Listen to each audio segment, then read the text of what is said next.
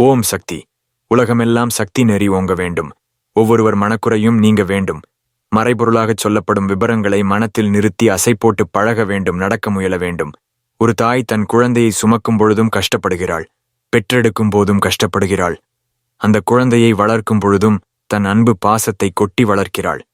அது வளர்ந்து பெரியவனாகும் பொழுது நம் குழந்தை வளர்ந்து விட்டான், அவன் படித்து விட்டான், அவன் பட்டம் பெற்று விட்டான், அவன் வேலைக்கு போய்விடுவான், அவன் வாழ்க்கையை அவனே பார்த்துக் கொள்வான் என்று விட்டுவிடக்கூடாது. இது அப்படியே விட்டுவிடக்கூடிய காலம் அல்ல. அவன் மேல் எப்போதும் ஒரு கண் இருக்க வேண்டும். ஒரு குடும்பத்தில் ஆண் பெண் 2 பேருமே இப்போது உழைக்கிறார்கள். அப்படியே உழைக்கும் பொழுது நல்ல உணர்வுகளுடனும் நல்ல எண்ணங்களுடனும் உழைக்க வேண்டும்.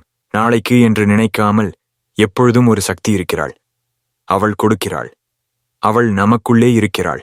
அவள் பார்த்து கொள்வாள் என்று நினைக்க வேண்டும். மனித அறிவுக்கும் அதன் பார்வைக்கும் ஒரு எல்லை உண்டு என்பதை உணர வேண்டும். அம்மா எனும் சக்தியின் முன் மனித அறிவு என்பது சாதாரணம் என்று உணர வேண்டும்.